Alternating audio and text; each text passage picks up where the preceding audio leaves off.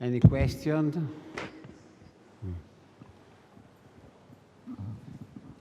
Yeah, thank you very much. Very interesting. I'm sort of curious as to how you resolve the increased levels of CRH in preeclamptic pregnancies, and I guess that's coming from trophoblasts, I think, with antilarmin and the clinical trial, which both would, I think, suggest that CRH actually is inducing or facilitating trophoblast invasion, which we typically thought is impaired in preeclampsia. So I'm kind of curious as to how you might resolve those two questions. Well, I think, number one, it may be a qualitative issue. So up to a certain amount, CRH induces decidualization and all these helpful changes.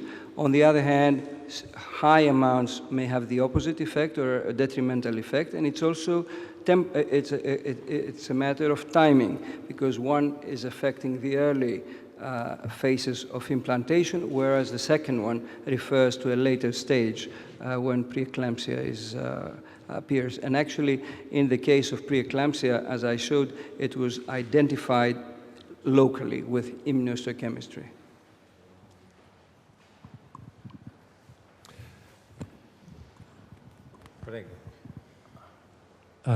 Thank you, Basli, for your exciting talk.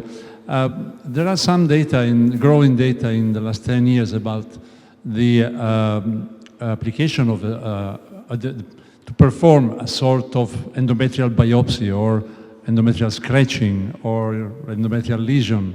Do you want to know?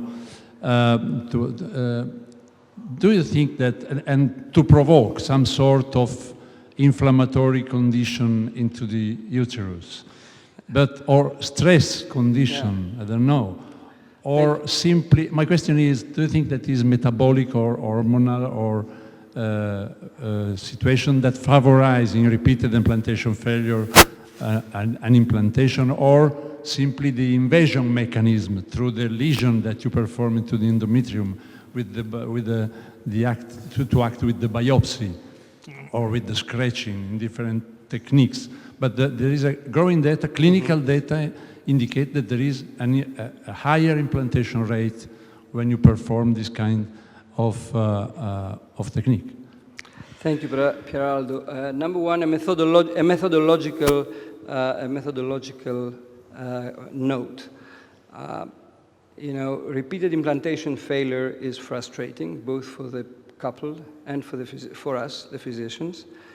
On the other hand, in order to be able to prove that whatever you do is really causally related to an increase in pregnancy rate, you need huge numbers, and none of us has those numbers. So just a word of caution that we should view all this evidence with caution. That's number one.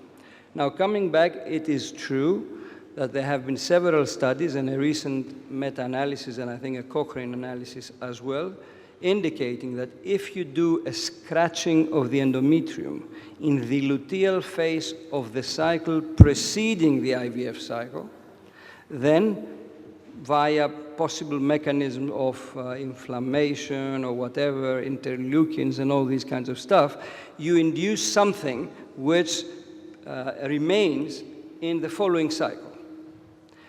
Again, based on the physiology, it's a little bit difficult to conceive. On the other hand, the truth of the matter is, as you rightly said, that from the existing studies, there is some evidence that this may help, but these studies are small. The available meta-analysis says, yes, it may help. So many people now are doing it because we don't really have a lot of things to do in these cases. Okay. Shall we stop here? Thank you very much. Thank you very much.